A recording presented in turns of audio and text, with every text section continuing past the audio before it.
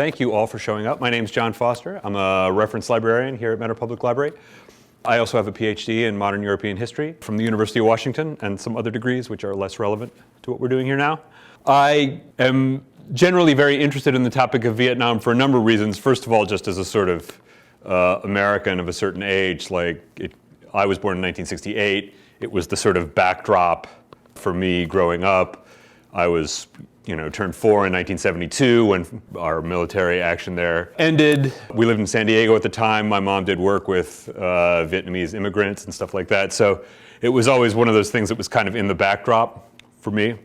Also, odd but somewhat relevant story, when at our next stop, we lived in southern Maryland, and my mom ran the local soccer league, and we lived right next to Patuxent River Naval Air Station.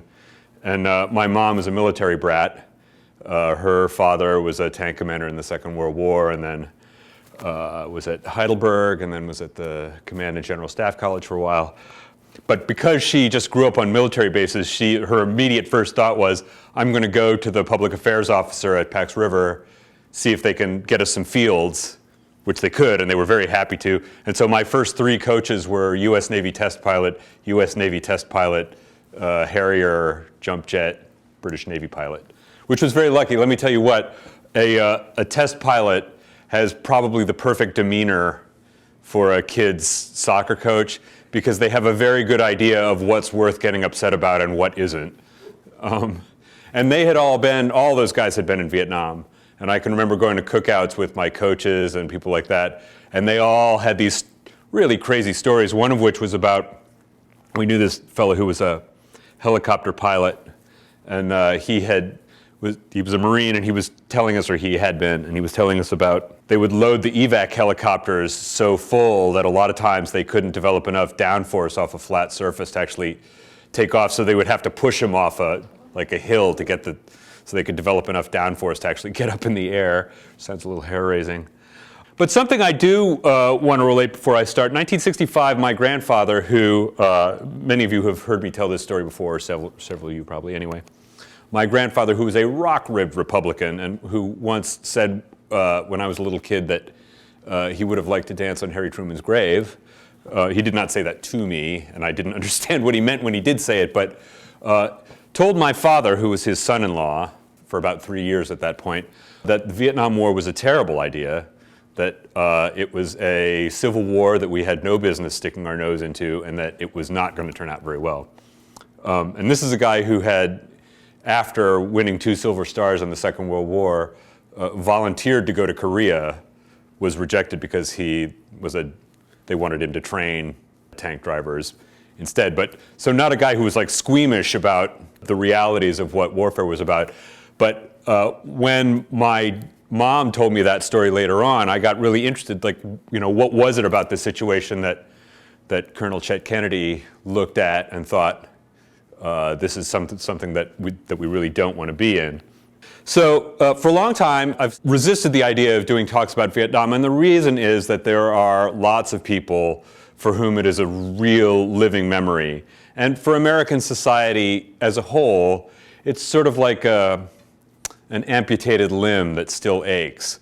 It caused a great sort of shock in American society and American culture, and not just because of the tens of thousands of men and women who died in the course of it, and the tens of thousands who came back injured, and not just because of the incredibly large number of Vietnamese who also died, but because this was a change in the way that the American military and American society more generally thought about itself.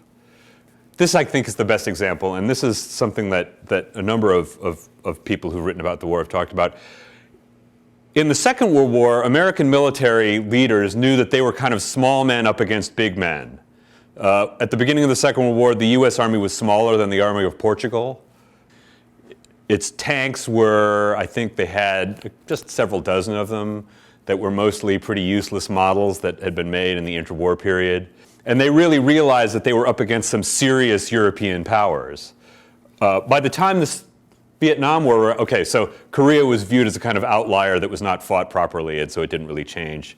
I mean, Korea is very much many of you will know, the sort of forgotten war, and a very interesting matter in and of itself. But one of the great sort of defining features of the American military's approach to Vietnam is the idea that all we really have to do is do what we've been doing, is apply these lessons that we learned in the Second World War, and we're going to be successful. And there was just surprisingly little in terms of question or critical whatever devoted to that. So in an earlier lecture, I talked about the sort of long history of Vietnam, and there's some parts of it that are worth rehearsing at this particular moment. One is that China has, for a long time, and by a long time here I mean for a couple of thousand years, thought of Vietnam as a southern province of China, and for about 1,000 years it was. When the Chinese came to stay, the Vietnamese had a sort of series of rebellions against Chinese rule that very much defined Vietnamese culture in a way that, think about the way that the revolution, the American Revolution, defines American culture, defines how we think about ourselves. We're the kind of, free thinkers who revolted against the British government and set up this government that's fundamentally different and sort of, definitive of a kind of how a democracy should work, etc. Well, think about how it would have been if that process would have taken, instead of 10 years, 1,000 years. And you'll get some idea of the way that that history shaped the Vietnamese worldview. Eventually, Vietnam was colonized starting in the 17th century by the French. Their colonization started out in central and northern part of the country. They converted, a lot of it was run for the benefit of Catholic priests and people trying to convert the local population. So they created a sort of Catholic population, and as they took over more and more parts of the country, the French also created a kind of, integrated is not exactly the right word. They did sort of create a kind of Catholic mandarinate. So, Vietnamese government in the pre-French period was in a lot of respects modeled on Chinese government. That is to say, it's a very top-down, structured organization. There are mandarins who are sort of government officials who go through these sort of long processes of education. They take these incredibly difficult exams. And it's a kind of Confucian-based top-down order with the emperor at the top. The French sort of took on some of that mandarinate element to try and build a sort of indigenous, it's hard to come up with exactly the right term. What they did was they created, the French, the best paid Vietnamese official in the French administration was paid less than the lowest paid French official. But yet they did try to create that sort of Mandarin structure to help them rule the country. And so there got to be a sort of stratum of Catholic mandarins, if you will. And Ngo Dinh Diem, or Diem, is really how his name is pronounced, who was the president of Vietnam between 1954 and 1963, came from a family that was very much a part of that. He had, I think, 6 brothers, one of whom was the Archbishop of Hue. Another was his sort of head of secret police. The whole family was part of this kind of Mandarin structure. So the French are defeated in 1954 at the Battle of Dien Bien Phu, one of the most catastrophic miscalculations in the history of modern warfare. They decided, for reasons that are, even when you know them, still hard to understand, that they were going to build a gigantic fortress in the bottom of a valley, and didn't account for the fact that that would make it extremely vulnerable to artillery fire because of the way that gravity works. Now, you would have thought that would have been predictable, but it apparently was not. They also thought that they were going to be able to use their tanks. They didn't reconnoiter very well, and it turned out that the bottom of the valley was very marshy. One of the big factors about the Vietnamese world is rice cultivation. Rice cultivation happens in paddies which tend to be flooded, and this was something that we learned in our turn about getting around the Vietnamese world. There was a peace conference in Geneva at which it was decided that the country would be split. They couldn't come up with a way to unify the country. Finally, the Chinese stepped in negotiated with us and said, okay, so we're going to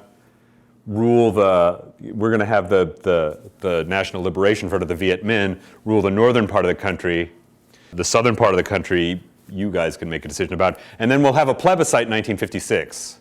We'll have a vote, and we'll see who gets to run the country. So what happened with that was that a lot of people, a lot of the Viet Minh guerrillas, even ones who were from the South, who were in the South, moved up to the northern part of the country to await this plebiscite that was supposed to happen in 1956.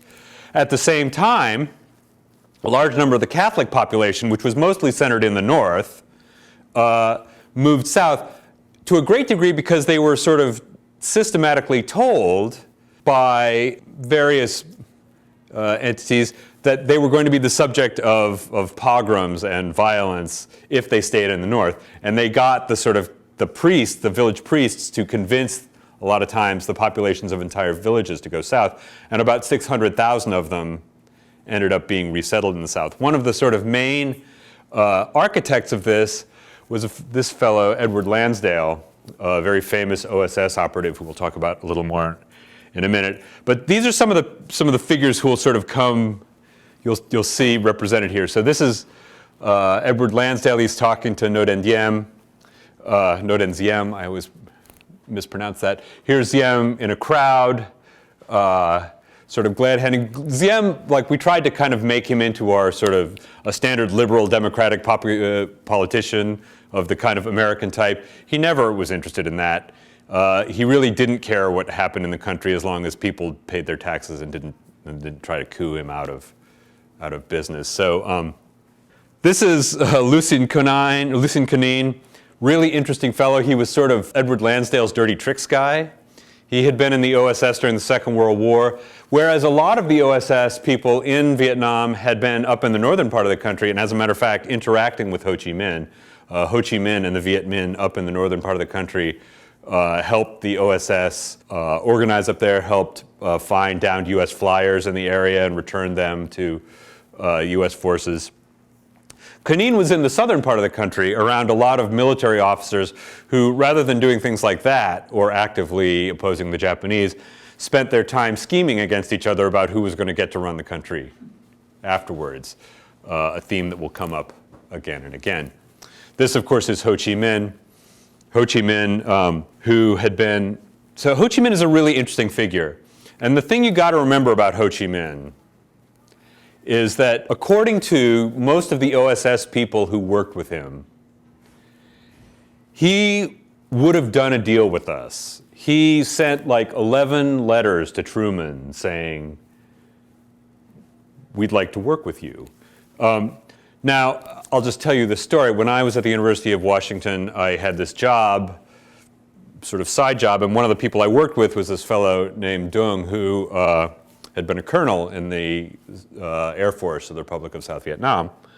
And we would talk about this occasionally. And he had spent several years in a labor camp after the war, so he had a very pronouncedly negative view toward the communists, which I certainly respected. But we were talking about this, and he said, well, no, Ho Chi Minh was a founding member of the French Communist Party, which is true. Ho Chi Minh was in France around the end of the First World War and read Wilson's 14 Points and thought, wow, this is great, because Wilson says, you know, all the smaller nations of the world should have, the peoples of the world should have self-determination. What he didn't quite understand was that Wilson was really talking about the peoples of Eastern Europe. He certainly was not talking about Asians or black Africans or anything like that. And so Ho Chi Minh tried to go see him and was rebuffed. And he became associated with the socialists, and then after the Tours conference in Tours in 1920, when the French Communist Party split off from the socialists, he associated with them. For this reason, not necessarily because he thought communism was such a great idea, but because they were the ones who were talking about liberating the colonized people. And nobody else would give him the time of day on that score. So he gravitated toward the people who were talking about liberating the colonized people. Now, of course, in practice, the communists weren't for that either. When push came to shove, they let him down as well. But so remembering that when you're talking about historical counterfactuals, you're always sort of guessing. But there were a lot of people who had dealt with Ho Chi Minh in the 40s during the Second World War, during the Japanese occupation, who were convinced, and these were OSS officers, these were not like milquetoast, academics in Wichita. I don't know why I picked out Wichita, but you know what I mean. Like, who thought that Ho Chi Minh was the kind of guy that we could have worked with. But of course, we'll never know. And he did end up being the leading figure in a regime which was notorious for its brutality. And I mean, something that should be remembered about the way the war was fought. The Viet Cong, the National Liberation Front, used torture, systematic rape, murder, some extremely brutal tactics to get their way. So, there's a sort of tendency among certain kinds of people to kind of soft soap what the Viet Cong were all about. And we should be clear about what they're. I mean, also nobody with a lick of sense wants to live under Maoism, but that's a whole other story. Lansdale. He had served as an officer in the SS during World War II, and he stayed in. He was serving in the Philippines until '48, helping them arrange their intelligence services. In the Philippines at this time, there was a communist insurgency called the Huk Balahap. It had sort of started as a kind of peasant group. It had actually sort of grown out of peasant groups that had grown up in the 1930s. But they had also fought against the Japanese. They had sort of grievances against the Philippine central government because, as is often the case, the Philippine soldiers despoiled the peasants, stole from them, oftentimes assaulted their women. And Lansdale was sort of given the job of trying to get the Philippines back on track, trying to get the Huks brought under control. He was also, we'll talk about that more in a second, the subject of William Lederer and Eugene Burdick's book, The Ugly American, which was a sort of somewhat fictionalized novel about the way that Americans could bring people in the sort of colonized world up to the kind of standard of, or sort of organize them in such a way that they would reject communism and take on the mores of American liberal capitalism. So the Huk Balahap Rebellion had started in 1942. It went on through the end of the 40s and the early 1950s.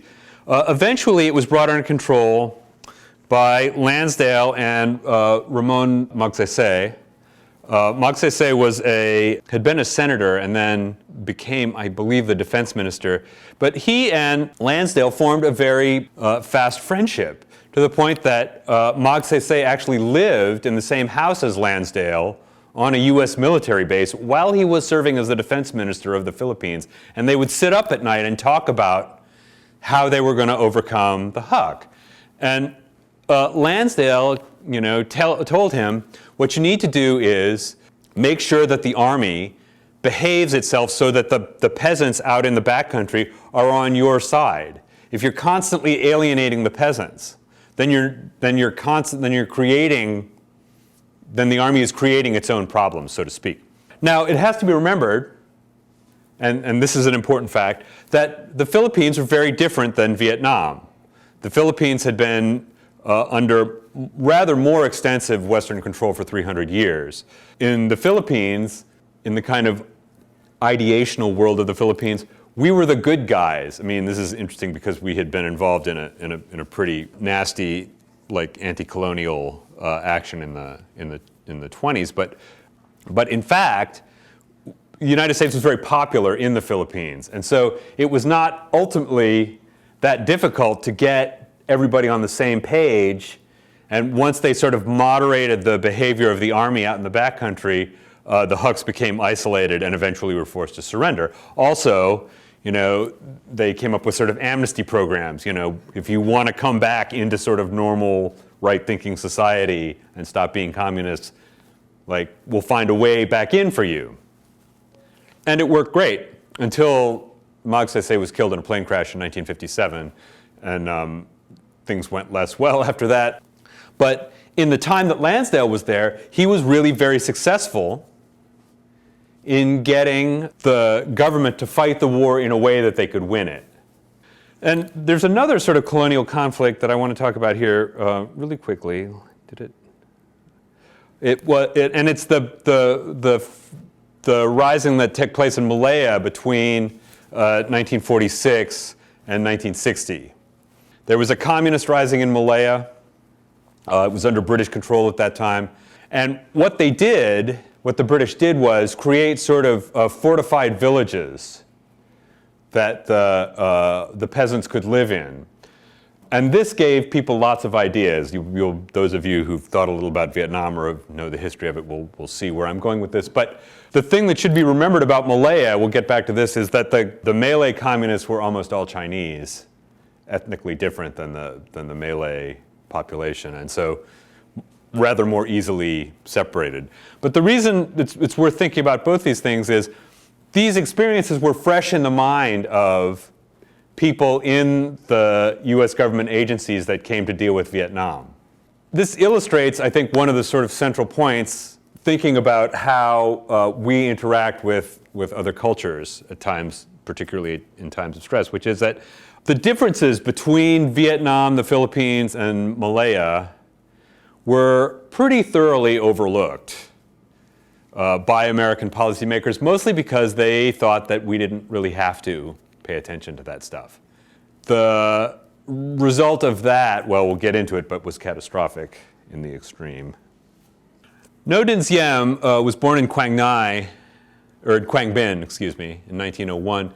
He came from a family of educated Mandarin types. He was educated, French educated. By the way, those of you who follow this will know, one of the really fascinating things about the Vietnam experience generally is everybody spoke French. So if you watch the PBS documentary about the Vietnam War that came out in the 1980s, one of the things that always sticks with me is Vo Nguyen Giap, the great North Vietnamese tactical general, is speaking absolutely perfect lycée French. Like he doesn't even bother doing the interview in Vietnamese, like he just speaks French. And that was the kind of the sort of language of educated people in Vietnam. Vietnam at this point was being run on and off by Bao Dai, who was the last of the Nguyen emperors. The French kept trying to sort of make Bao Dai into their guy. Bao Dai, there's a funny story. Bao Dai, unfortunately for the French, liked hunting and chasing the ladies and going to movies a lot more than he liked any aspect of government. And he, at one point, had on his arm this very spectacular blonde French courtesan, for lack of a better word. And she was sort of causing a stir by, I forget what it was she was doing, but she was doing things that people thought were sort of out of line. And he told somebody, as a news guy who asked him about it, she's just practicing her trade. I am the real whore. And it was because he understood what the French were sort of trying to do. As a matter of fact, at one point, he sort of headed off to France, which is a great place for him to hang out because he really only barely spoke Vietnamese. He'd been educated in France. He was a much better speaker of French than of Vietnamese. And the French kept trying to find him to get him to come back so they could, whatever. And there was a French official who was sort of chasing him around France like a process server, trying to get him to come back. And Bao Dai was not a stupid man, whatever else you can say about him. And he knew that life as the kind of French puppet was probably not going to turn out very well for him. And ultimately, after, in 1946, he handed over the political authority in Vietnam to Ho Chi Minh in a kind of ceremony they had in Hue, which is the old imperial capital. And this is a very significant thing because in the Vietnamese mind, once again, whatever else you can say about Bao Dai, he has the ban of heaven. Like the structure of the universe is there's heaven, there's Bao Dai, and there's like people down below. And so if he is handing over his power to Ho Chi Minh, that then confers the ban of heaven on Ho Chi Minh. Later on, he rescinded that. And it certainly was not that he did it like electively. But Ngo Dinh Diem had been active in sort of nationalist, non-communist nationalist politics. He had been interior minister in Bao Dai's government in 1933.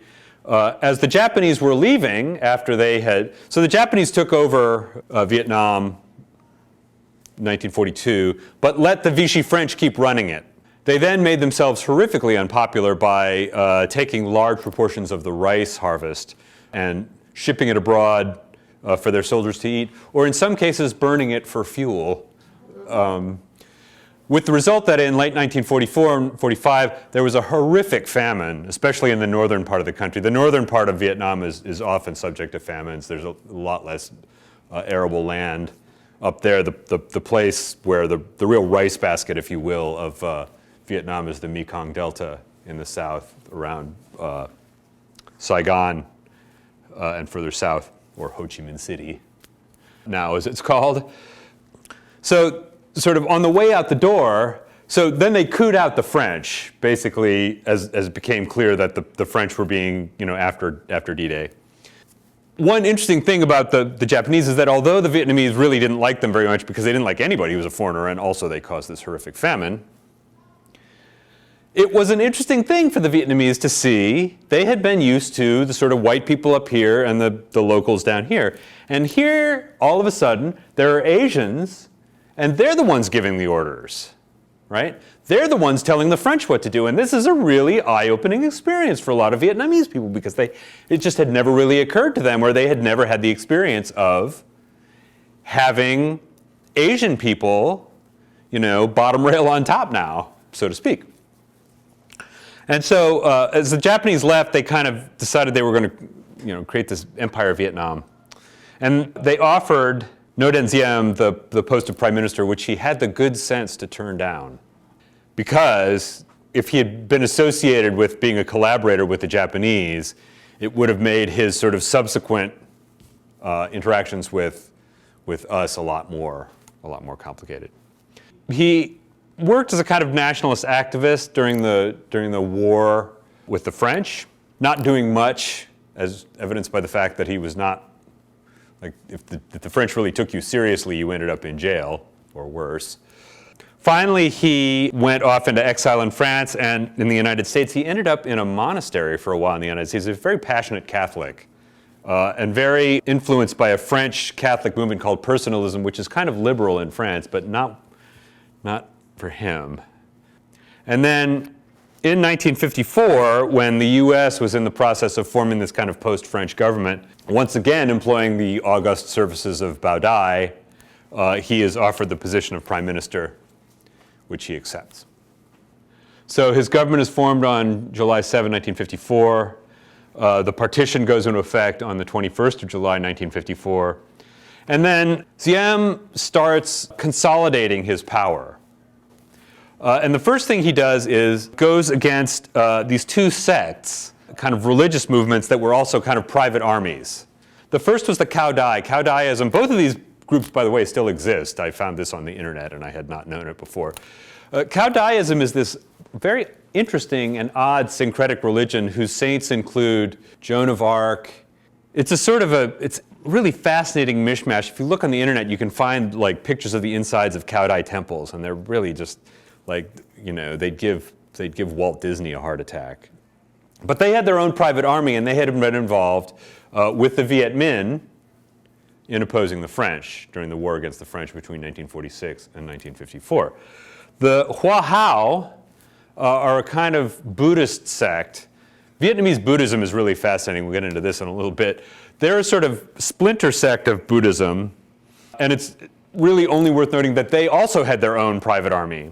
And so there were areas of Vietnam outside of Saigon that were controlled by the Cao Dai and the Hoa Hao. And so in 1955 and 56, Diem moves to consolidate his power by militarily confronting and smashing the private armies of the Cao Dai and the Hoa Hao. Now, it's worth noting that one consequence of this was it left a kind of political vacuum in the areas where they had been powerful before. And when that happened, the communists were able to move in. And the reason is, and this will come up in sort of greater detail later on, the Viet Minh were viewed as a patriotic movement. And so the remains of the Viet Minh who were still active in the South were viewed as patriots even though they were associated with the communists.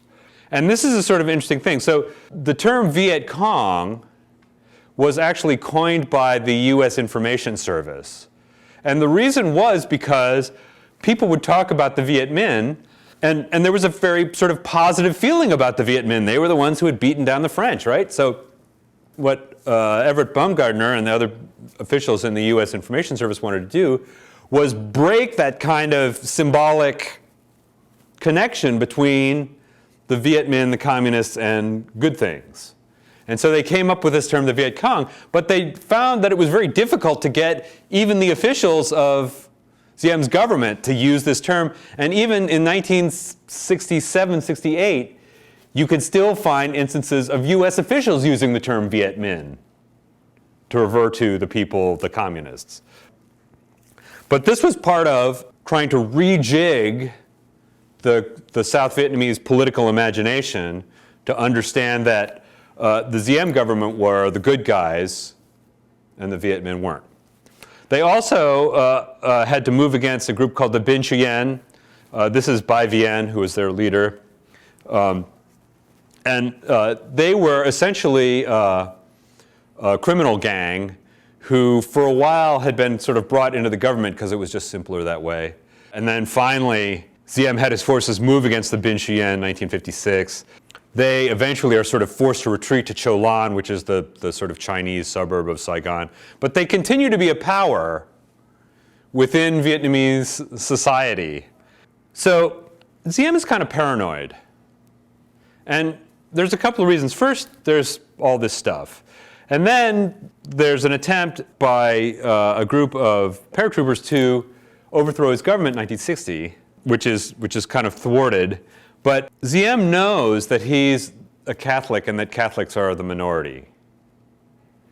And so Diem really thought, like, if his theory of government and organization was very much based on loyalty, group loyalty, right? So you would hope, and let's just say ideally, in a properly run organization, a position comes open, and you look at the available candidates and you say, okay, this guy has objectively, or this woman or whoever has the most objective qualifications, we're going to give them this job, right?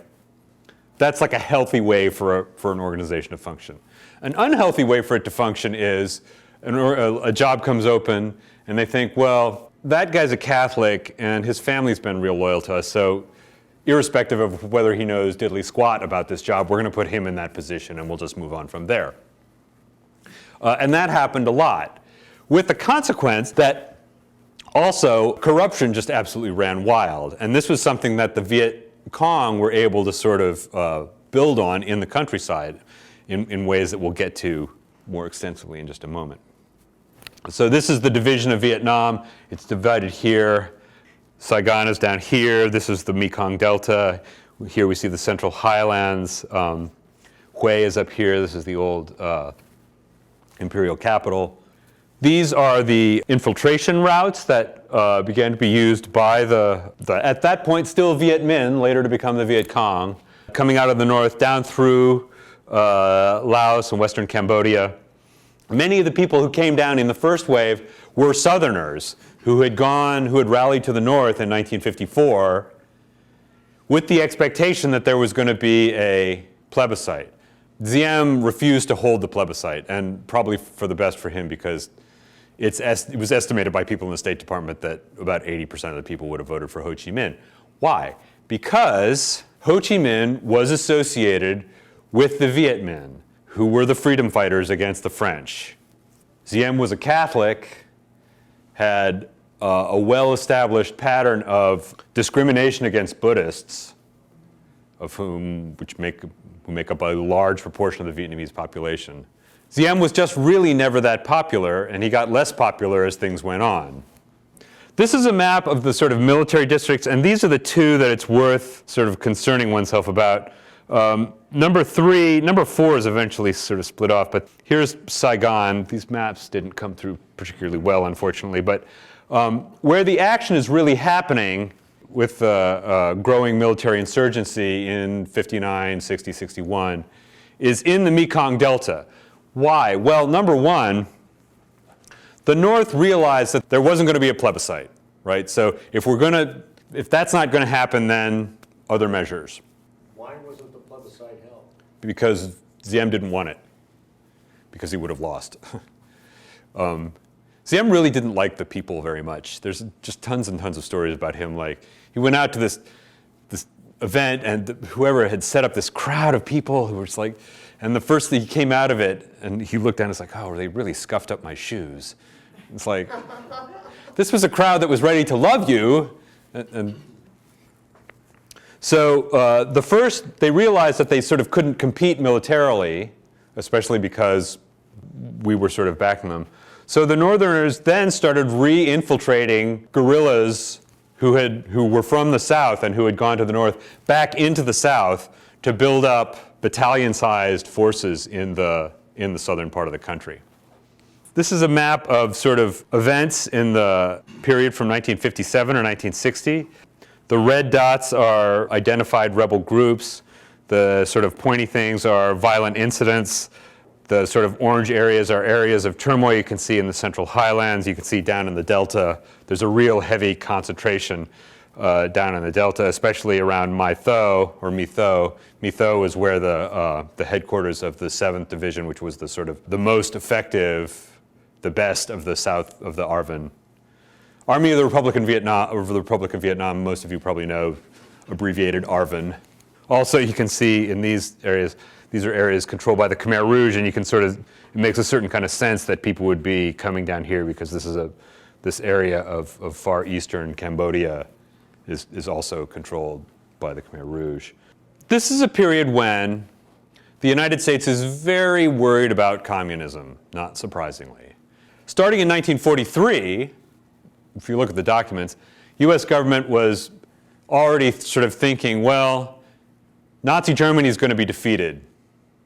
Where are we going from there?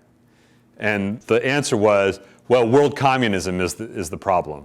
You know, you get this period when China falls to the communists. There's a sort of big inquiry within the US government. Who lost China? And so there's this feeling, and you start, in the Eisenhower administration hearing the domino effect, right? So if these countries start falling, if one country falls, then it's going to have a sort of knock-on effect with all of these countries, and soon India will fall to the communists. I mean, that was the sort of, and this is a sort of thing that you hear. Eisenhower says it, Kennedy says it, Johnson says it, officials in all these governments say it. It's the thing that really sort of focuses their thinking. So the United States starts what's called MACV, the Military Assistance Command of Vietnam. And what they want to do is send advisors, starting in 1961, to assist these ARVN units in being more effective. Now, advisors is an interesting term here. These guys are going out a lot of times on combat operations with the ARVN. But interestingly, because this is not a combat situation, you knew that if you got wounded, you would not receive the Purple Heart. Because to receive the Purple Heart, it has to be in a combat incident. And because they were, by definition, not in combat, likewise, he would not receive any decorations for valor. As a matter of fact, there was one particular individual who his commander ended up militating for about 5 years for him to get the Bronze Star, and he finally got it. He had done what he did in 1963, and he finally got it in 1968. Because they had finally sort of conceded this is really what was happening in Vietnam at the time. Okay, so let me back up for a moment. This I just put in as a slide to illustrate. So this is Ho Chi Minh and Vo Nguyen Giap is here. And these are OSS operatives in northern Vietnam during the Second World War. But the thing you really notice, this is Everett Baumgardner over there. He's the one who came up with the term Viet Cong. Which one of these pictures is Viet Cong and which one is Viet Minh? In the Vietnamese mind, there really wasn't a difference, right? For the record, these two were Viet Cong. But But you couldn't, I would have to tell you for you to know, or you'd have to know the picture, right? Yeah, strategic hamlets. Before we go further, strategic hamlets. So one of the brilliant ideas that they had was that they would get the Vietnamese peasants into these strategic hamlets, right? Mao had said that the guerrilla should be among the peasants as a fish swims in the sea. And so what they wanted to do was sequester the peasants so that the Viet Cong couldn't get to them and influence them. And here you see, this is a sort of propaganda poster. I forgot to include the translation of that, but you can kind of tell, like, here's this nice hamlet. It's got this very nice fence. It's got the flag of South Vietnam with its 5 bars on it. They're happy children in here. Outside, there's the South Vietnamese soldier and the Viet Cong who's shaking in his boots. Oh, how horrible. This is a sort of map of the kind of ideal. And what usually happened was that there was a sort of a mud brick structure in one quarter where the village chief and the members of the local militia stayed. And when night fell, usually that's where they would be, because it was like very unsafe for them to be anywhere else. Because once night fell, then the Viet Cong cadres would emerge and really be running the village. Now the problem was, first of all, the US government and the Diem government looked at this and said, well, this is great. It worked in the Philippines, or in Malaya, right? It did after a time. But the French had already tried this with their Agroville program. And this failed for roughly the same reason. Number one, Vietnamese peasants practice a kind of Buddhist animism, which is very much centered on the worship of ancestors and the sort of propitiation of the spirits of the streams and the rocks and what have you. It's very much about place. So if you're a Vietnamese peasant and I move you off your land to somewhere else, then you cannot tend the ancestral graves. And that's a big deal for a Vietnamese peasant. Also, if I move you off your land and then blow up your house or burn it down so that the Viet Cong can't use it, then you have to walk from 1 to 6 miles from this enclosure to go work on your land every day. And also, you have to build your own house in here. And also, the US government will provide you the materials to do it, except that because the Vietnamese government was so corrupt, the province chiefs and the village chiefs would appropriate to themselves the supplies for building the houses and then sell them to the peasants, who then had to buy the materials to build their own houses. And also, it gets better, they had to expend their own labor making fences, cutting punji sticks, like the bamboo sticks with the points, digging the moats around the place.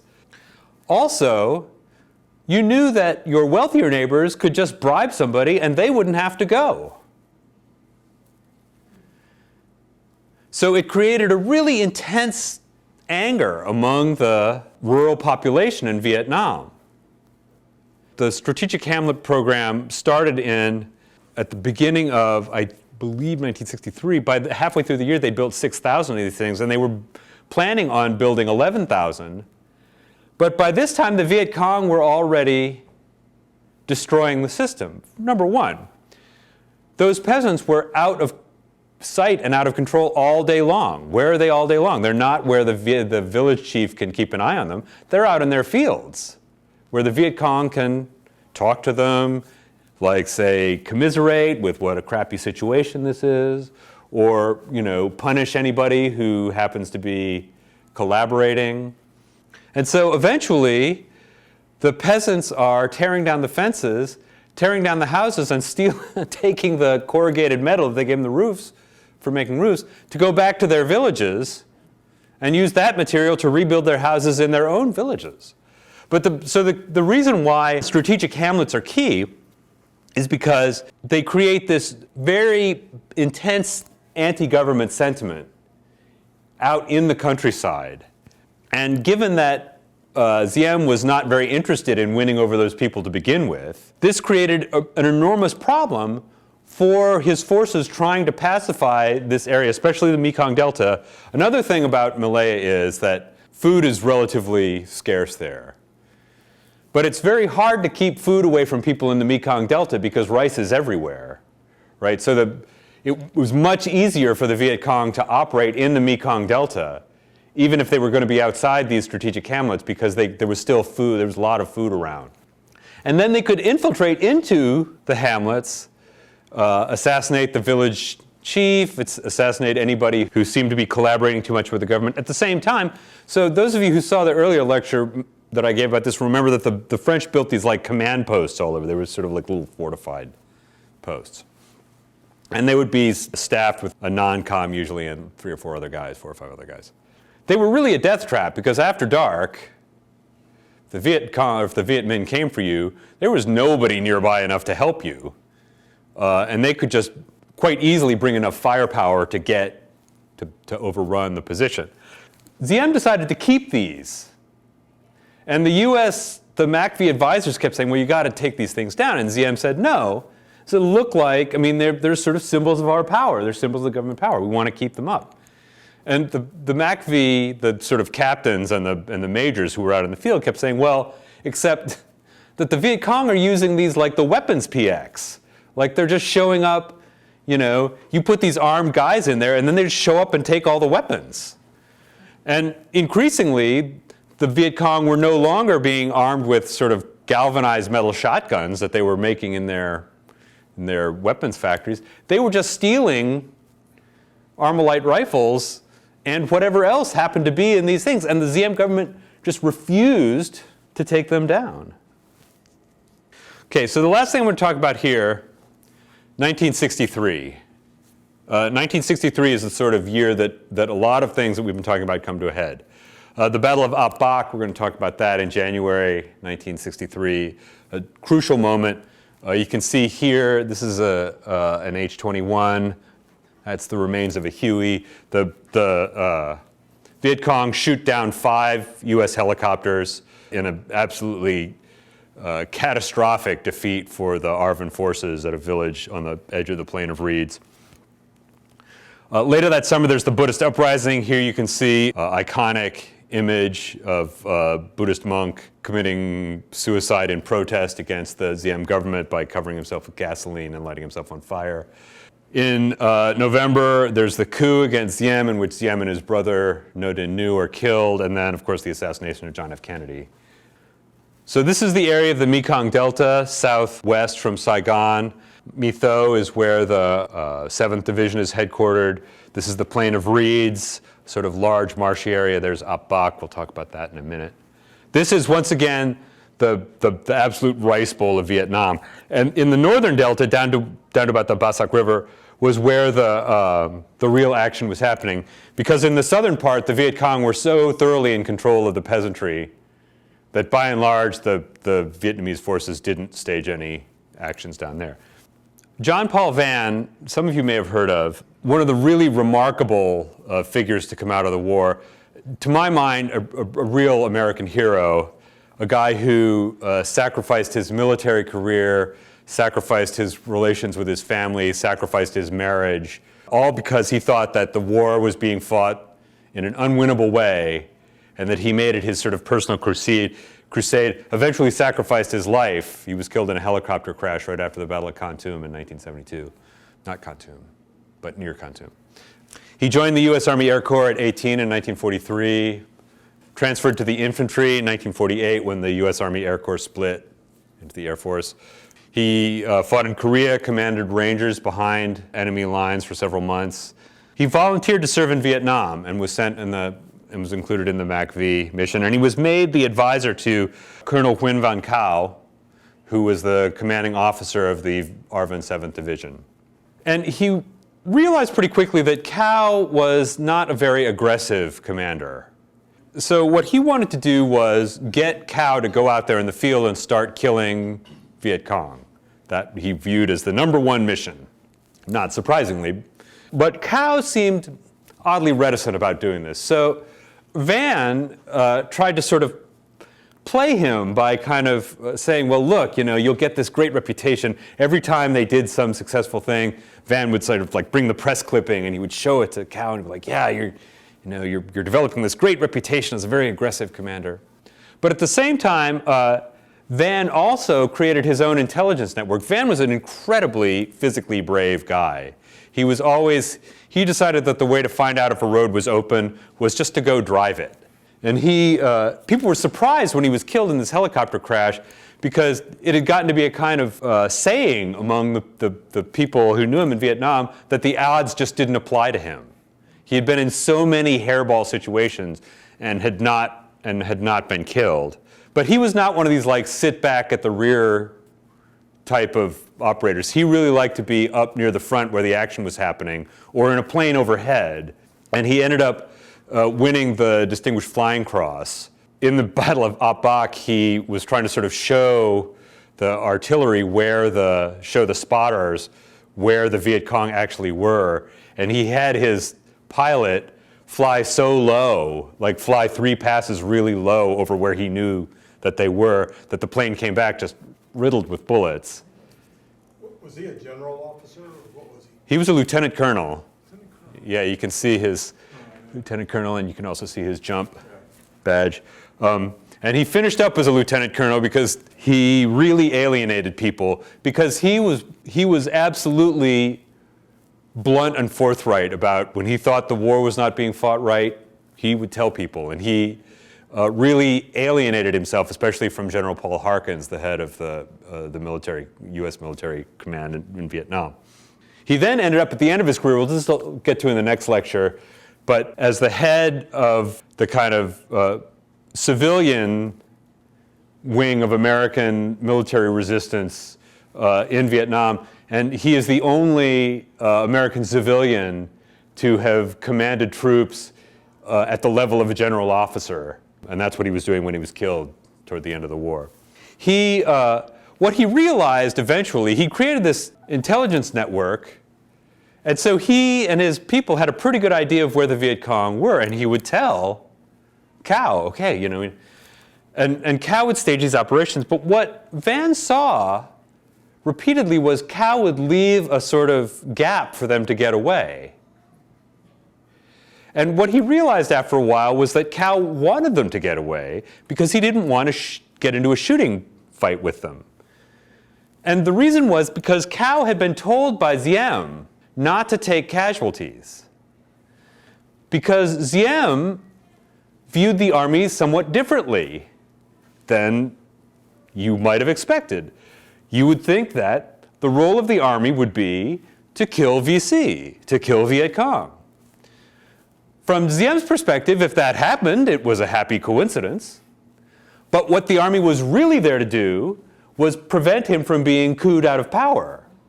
And he wanted to keep the 7th Division whole and in good condition and in My Tho, close by to Saigon, in case there was a coup. And when Vann found out about this, which he did sort of through various channels, he nearly spontaneously combusted because he really understood how the war could be won and how it could not be won.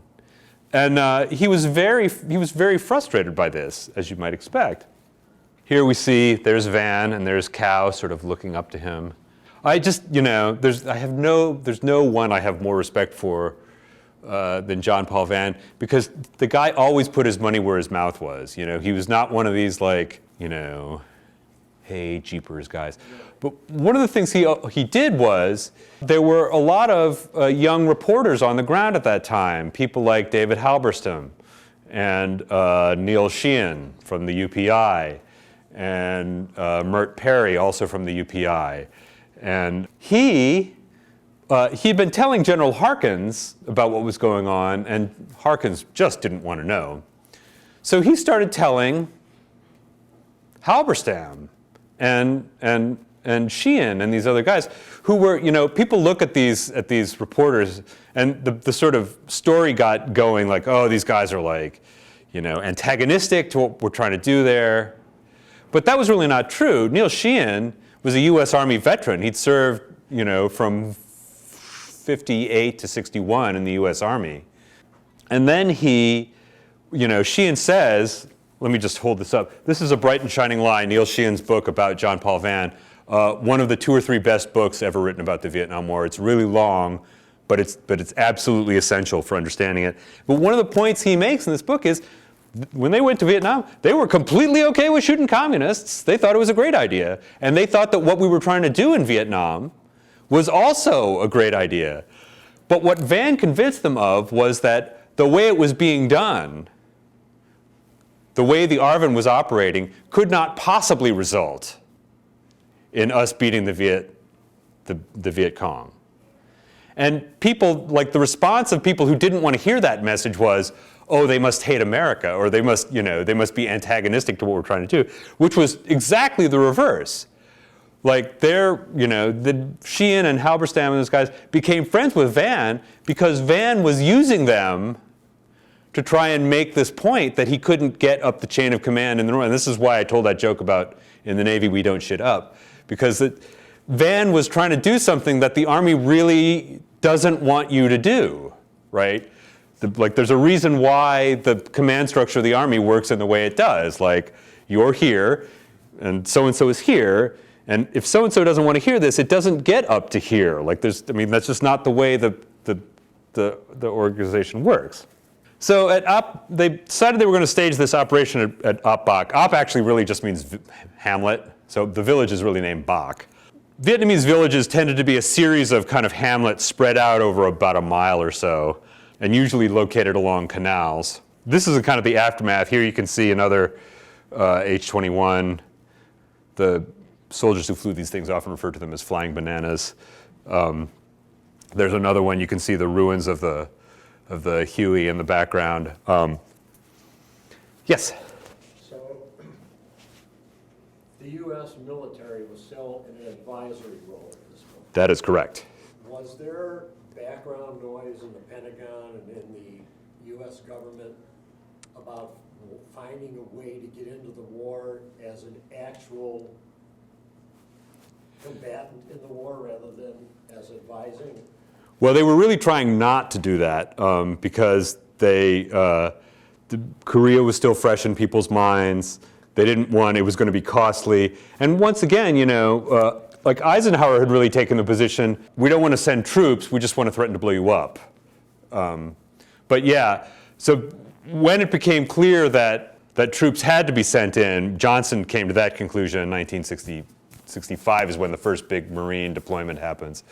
But really what we wanted to do was, and what Harkins was telling his higher-ups at the Pentagon, was that we could actually draw down the forces, the U.S. advisors, by 1,000 in 1961, and that within 3 years the ARVN would be able to destroy the Viet Cong operationally, which was a fantasy. I mean, that just had no, and a really grotesque one. I mean, it's really difficult reading through this stuff because when you know what it led to, when you know like how much pain and suffering, how many Americans died because of this horrific miscalculation.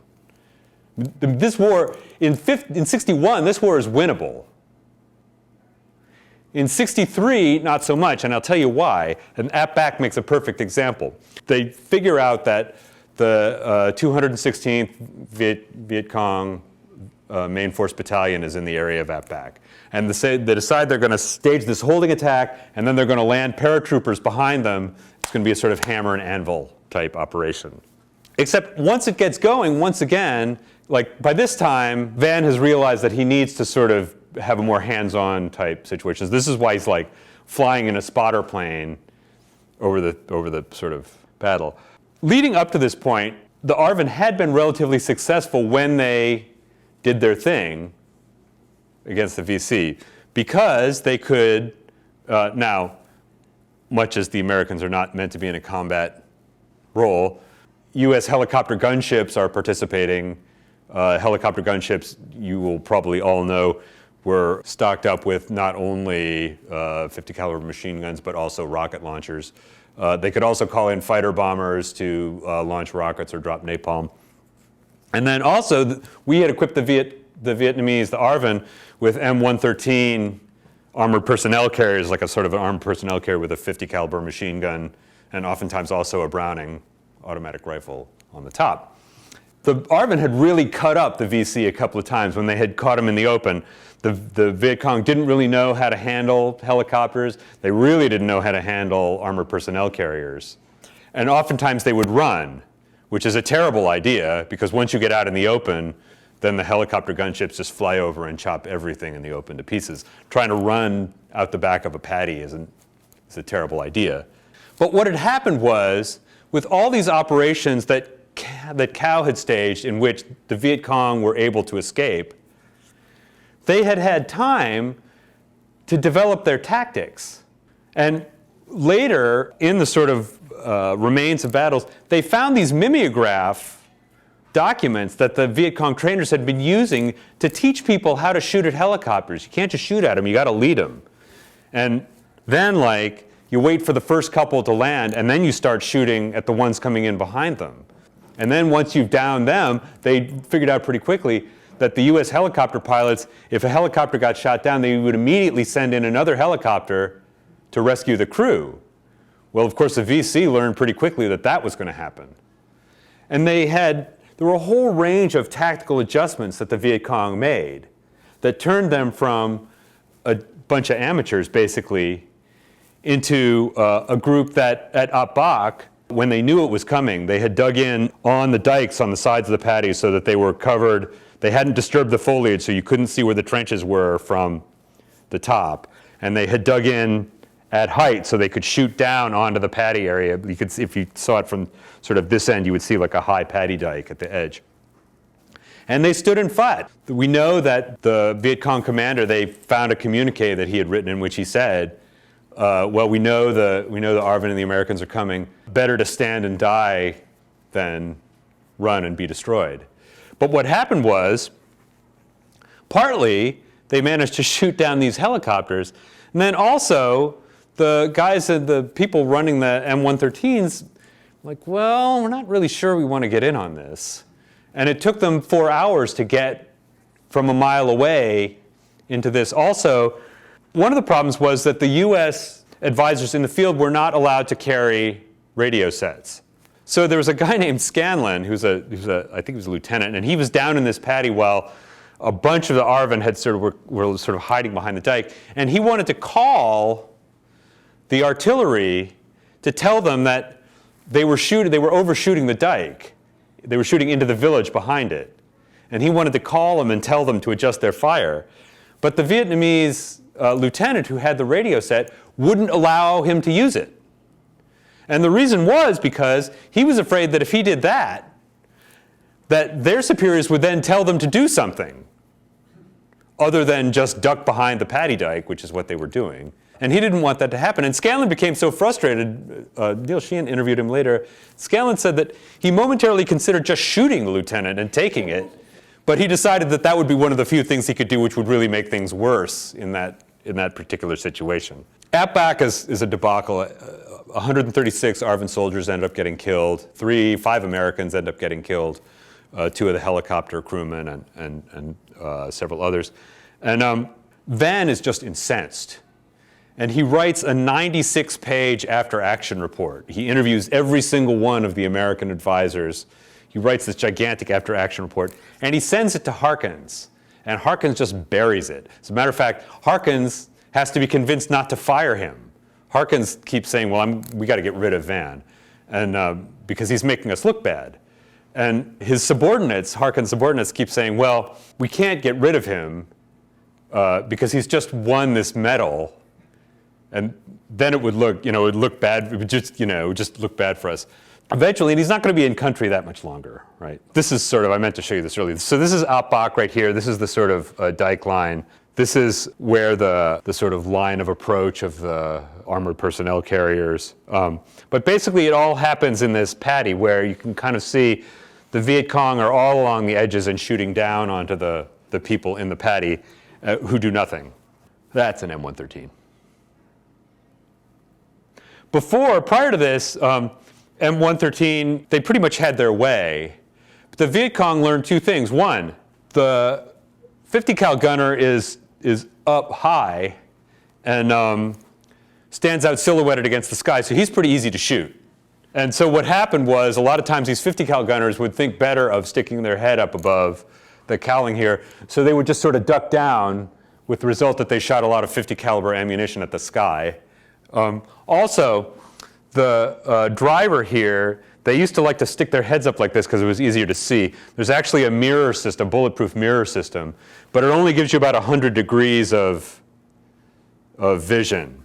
So, but the drivers learned pretty quickly after Ấp Bắc that they had to button that hatch up and get down, because the Viet Cong had also figured out that they liked to do this and had dropped a number of them this way. Also, this is a sort of funny thing that happened, not funny haha, but funny strange, is that one of the sort of commanders, the commander of the armored personnel carriers, the Vietnamese one, was in this hatch and reaching down to reach the radio, and the 50 cal swung around and the barrel hit him in the head so hard that it knocked him unconscious.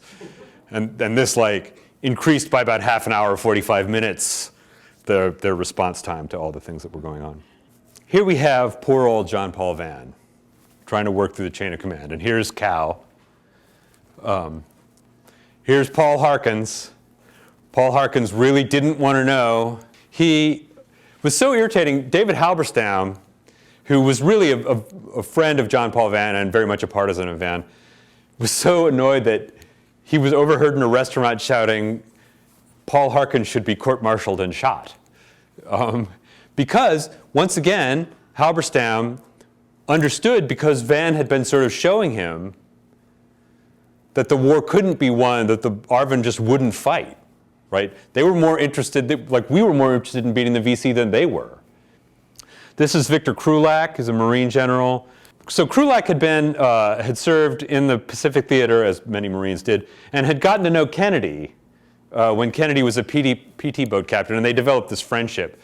Krulak should have known better.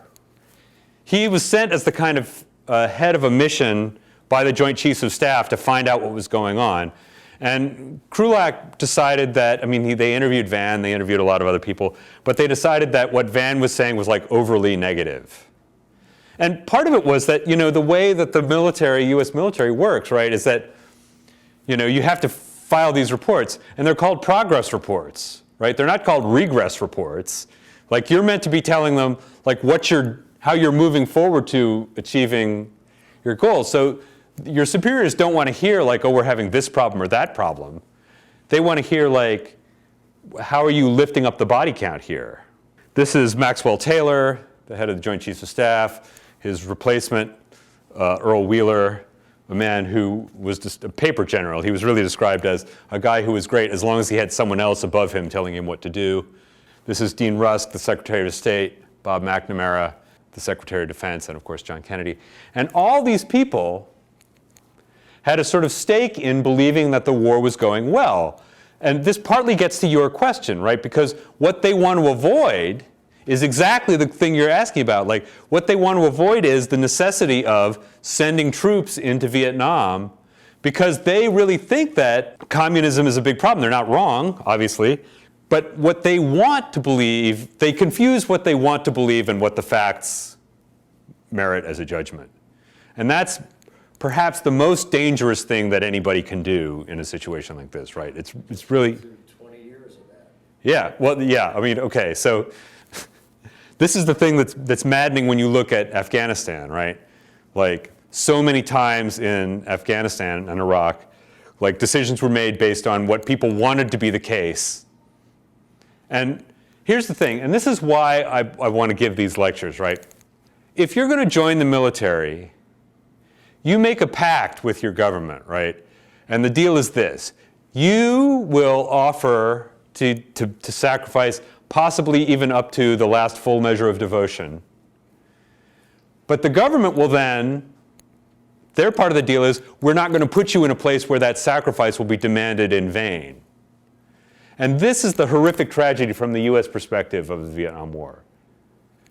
That so many people were sacrificed, and this is, I mean, Afghanistan teaches us this lesson too. Like, once a certain number of people get killed, right, and you're the president, what do you think? Well, if I pull out now, then I have to explain to the families of all these people who've lost people they loved how it is that their sacrifice was worth it, and it's a hard case to make.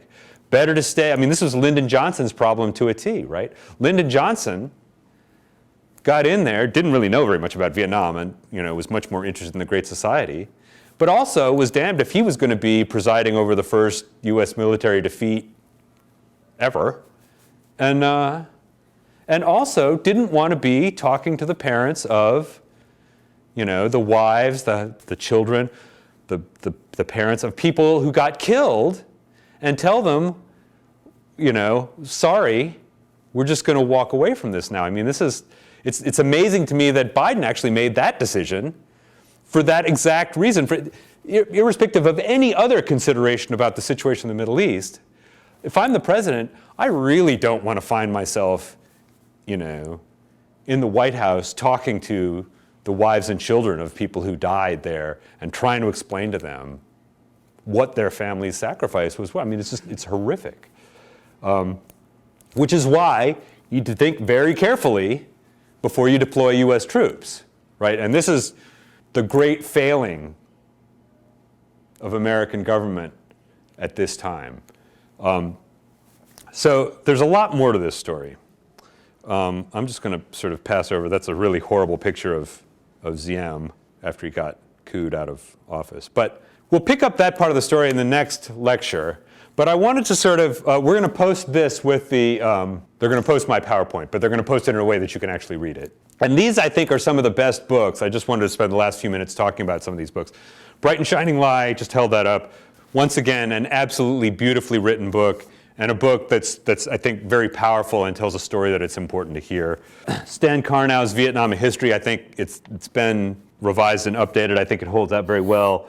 Karnow was a correspondent from Time magazine from 1954 to 72. He spent a long time in Vietnam. David Halberstam, people often remember, The Best and the Brightest, his earlier book, The Making of a Quagmire. He was the New York Times reporter in Vietnam from 1962 to 64. A Rumor of War by Phil Caputo, one of the great first-hand accounts of the war. Caputo was in the Marine Corps' 9th Expeditionary Brigade, was one of the first Marine units on the ground, 1965. I love Caputo too because at a certain point, he led troops, and then he got sort of moved up to be the commanding officer's administrative guy, and he hated it. And he wanted to get back into the field, but they wouldn't let him, so he kept messing up his job. And finally, the commander called him in and was like, Caputo, what are you doing? You've messed up this same dumb thing several times. And Caputo was like, well, and the commander was like, fine, I will send you back out into the field. You got to respect that. Vietnam Percassi by Bill Earhart. He's interviewed in both the Vietnam documentaries. I really recommend it. He was from a little town in western Pennsylvania. He was a member of the 1st Battalion of the 1st Marines. He was in country in 1967, 68. As a matter of fact, he got pulled out right in the middle of the Battle of Hue in 1968. An absolutely brilliant book because he joined the Marines at 17. He had to get a waiver signed by his parents so he could join before he was 18 because he just absolutely thought that was the place to be. And as he got through it, his perspective changed. But, it's worth reading in his terms because he really had a change in understanding that was very emblematic of that part of the war. Michael Herr's book, Dispatches, another one of the best books written about the war. Herr was a reporter for Esquire. He was in Vietnam from 66 to 67. Those of you who've seen Apocalypse Now, he was the one who wrote the voiceover that Martin Sheen gives, and it still runs chills up the back of my neck every time I hear it. But the beginning, especially of Dispatches, is an absolutely electric book. Frances Fitzgerald, she was a New York Herald Tribune writer. She was in country in 1966 and 67. Fire in the Lake is an absolutely fascinating book about sort of the history of Vietnam and how our being there kind of influenced it. Tim O'Brien's If I Die in a Combat Zone, he also wrote The Things They Carried with Them. He was a member of the 46th Infantry Division. He was there from 1969 and 1970. And this really illustrates the change, read this or that and then read that. Because it really illustrates the kind of change. 65, 66, most of the people in country are Marines.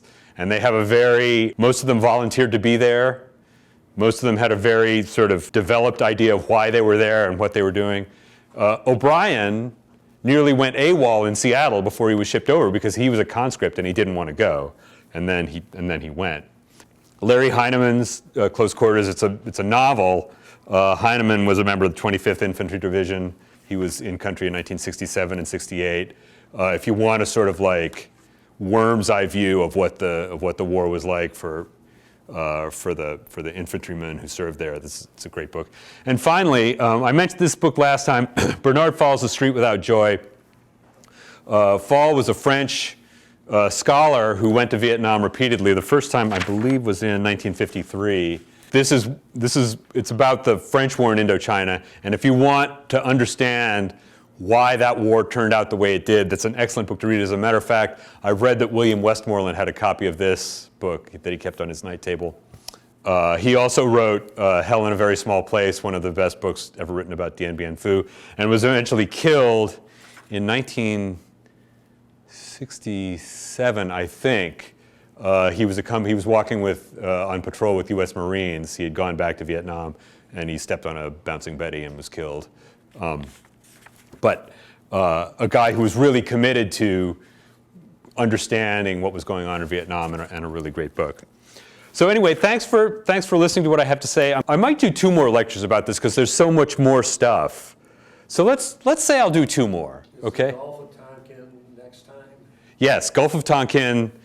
So 63 to say, we'll say 63 to 68 will be the next one, and that'll be Gulf of Tonkin to the Battle of Hue, and that's America taking over. And really, I think getting to the thing that a couple of your comments suggest to me is really sort of like, how is it that we sort of get to be the sort of motive combating force in country in the mid-1960s. Thank you again. Thank you. I know there are a few people in this room who served either in Vietnam or at other times. Just thanks so much for doing it. The country just does not survive without that kind of willingness to sacrifice. So I just wanted to thank everybody for their service who served, who's in this room.